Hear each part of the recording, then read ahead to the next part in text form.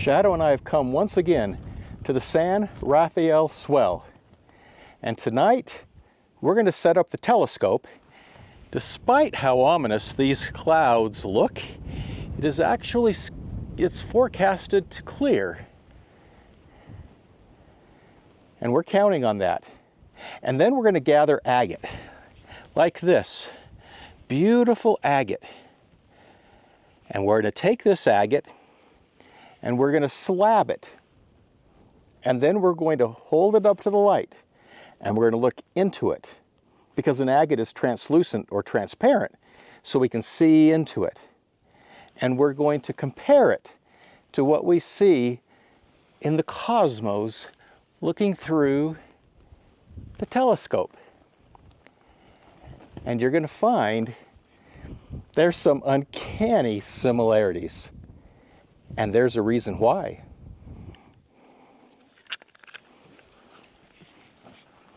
The agate that we find here is beautiful agate with all the colors of the rainbow.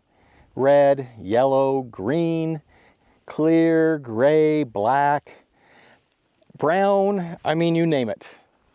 And this whole field there that you see, that is just a field of agate.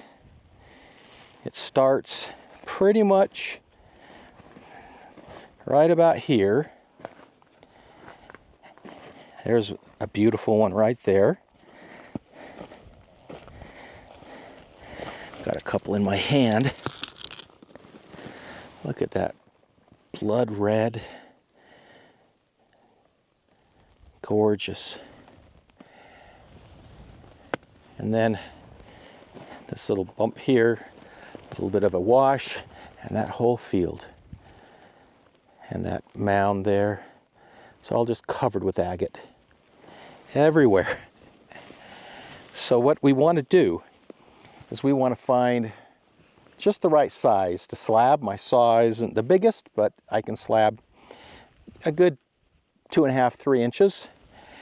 2.5 inches. And let's find some rock that I can slab on my saw at home that we can look through. Okay there, little buddy. There's several candidates right here in this wash.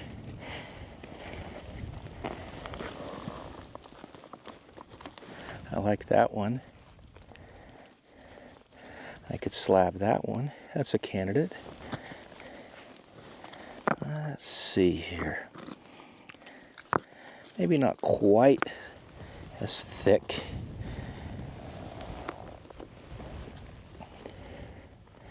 That's a beautiful one, but again, I'm looking for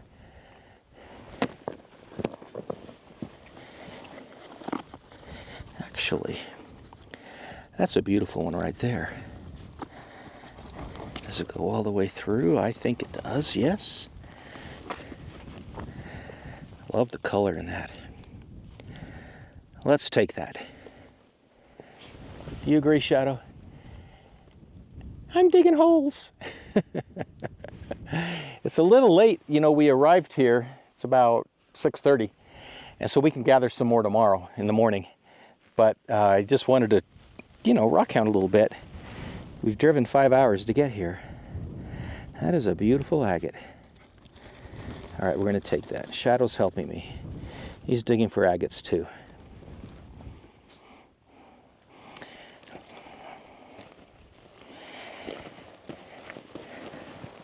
That whole rock is an agate. Can you imagine that we're in an area where the agate is so prevalent that we're challenged to find one small enough to fit on my saw? We're not looking for big ones, they're everywhere. We're looking for small ones.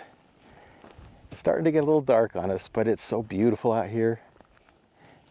So we were supposed to meet some friends of ours, Bert and Belinda, and we'd agreed to meet at the place where we camped last. I could have sworn it was right here. I'm almost positive it was, but they're not here.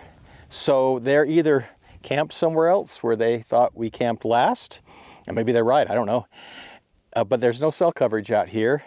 So I do now have Starlink. So I can send and call, and I've tried both, but they don't, and I doubt they have cell coverage where they are. So we may be camping on our own tonight. Not a big deal. Done it many times, but they'll probably worry about us. Either that or they're still going to show up. We'll see. I like these. That's got some great color in it. I clean that up, and it's thin enough to slab, as is the one on top. Not very good with two hands, with only one hand because the camera's holding the other, but those will slab up nicely. Okay, there we go. Those will slab up nicely. Do you agree, Shadow? What are you doing? Your little nose is working overtime. What do you smell out there? All kinds of things. I think we'll call it a night for the rockhounding because we have plenty of time tomorrow. We're going to be here for 3 days.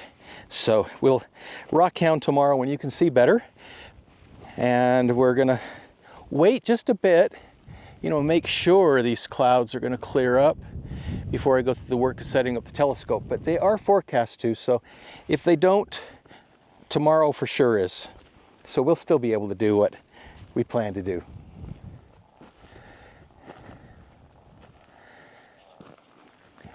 Well, good morning. We ended up getting a text from our friends, Bert and Belinda, and where they had set up camp was a different place, about an hour from where we were. So we drove. It was dark when we pulled in. We're camped not far, oh, maybe half mile as the crow flies over those hills there. But we've come over to this area because there's some good rockhounding here, and this is great. I can find exactly what I was looking for here as well. Maybe even better because I can find some smaller agates. The other ones I was finding were a little big for my saw. So let's find some smaller ones. We're going to slab them like we mentioned. And then tonight I'll show you where we're camping, and we'll set up the telescope. We'll peer into the cosmos, and we'll compare what we see in rock and what we see out in the cosmos. I think you'll be surprised. We're going to take and just follow where the water runs because it uncovers all kinds of things, and we'll find what we're looking for. So we're going to follow this little wash. It gets bigger as we make our way down, and we'll find some cool stuff. Here's a nice colorful agate. That will be translucent. You can even see, I don't know if the camera will pick it up, but you can even see it, the light shining through it there. I may just throw this one in the tumbler. It's the perfect tumbling size. We'll see.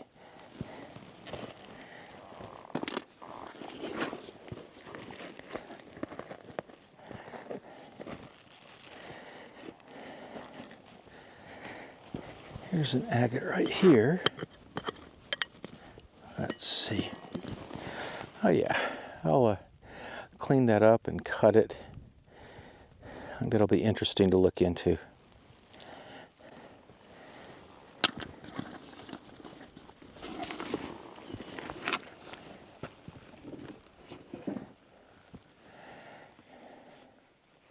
Okay, this one here, is it slabable? It's almost a slab, but I think I could just cut that right in half and we could shine light through that. Let's take this one and see if this will work.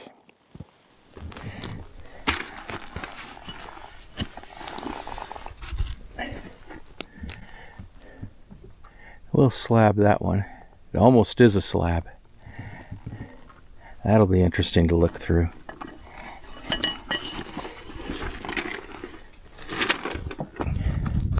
Beautiful day out here on the San Rafael Swell.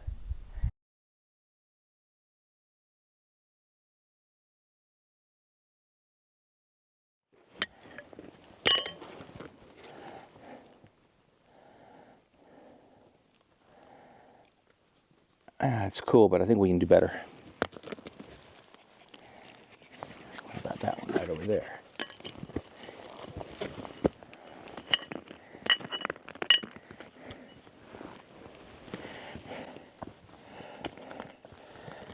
Let's take that one. That one could be pretty cool.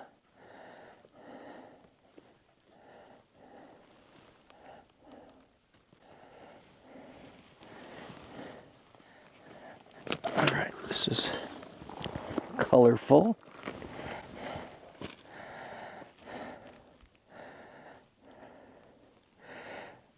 Maybe more in the jasper family. I'm not sure if it'll be translucent or transparent. I think I'll just throw that one in the tumbler.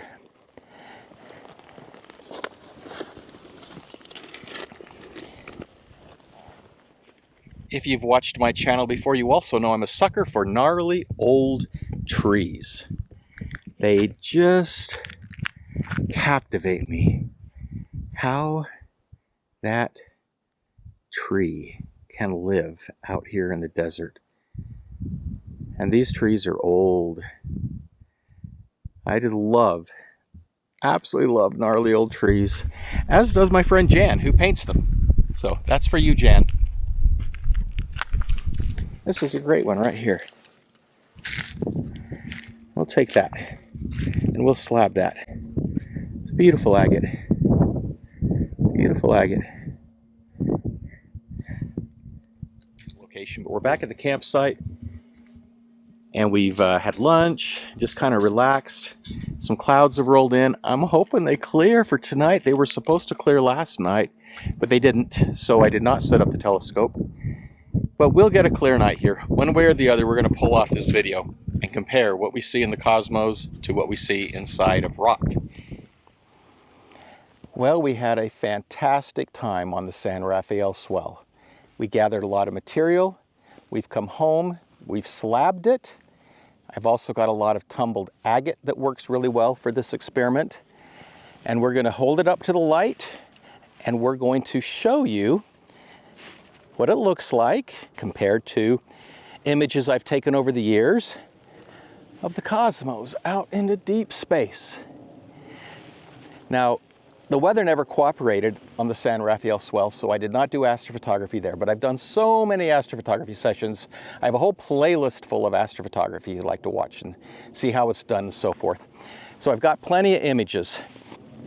I mentioned and started the video by saying that there's some similarities in the way things look inside of an agate. Basically, we can look inside of an agate because it's got some translucent, transparent properties to it.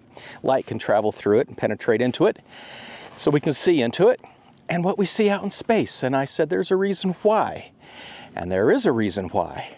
And that reason is because of two fundamental forces: electromagnetism and gravity. Electromagnetism is simply positive and negative. Opposites attract.